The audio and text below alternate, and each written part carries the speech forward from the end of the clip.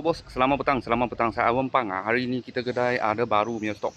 Ini tahun 2016 Toyota Hilux 2.4 punya. Sini 2.4 punya G-Spec. Harga cuma jual 69.800.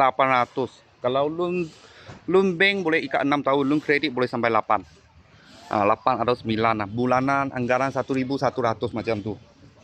Okey, ini kereta kita sudah spray cat lah. Sebab dia 9 tahun punya kereta lah. Dia punya body memang ada sikit cala-cala, kita sudah buat cantik. Okey, rem tek kat sini. Okey, dalam G-Spec, dalam leather dalam leather. Macam ni.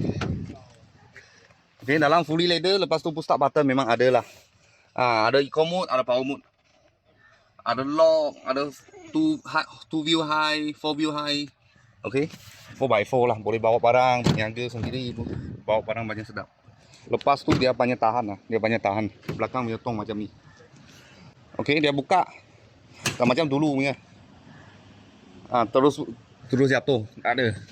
Okey, tahun 2016 Toyota Hilux 2.4 G-Spec. Harga jual 69.800. Kalau bos-bos dengan kawan-kawan siapa tengah cari satu 4x4 yang bawa barang masuk kebun ke, kita sini ada sebiji. Kalau ada apa murah-murah kereta, saya akan video lagi. Thank you bos, thank you.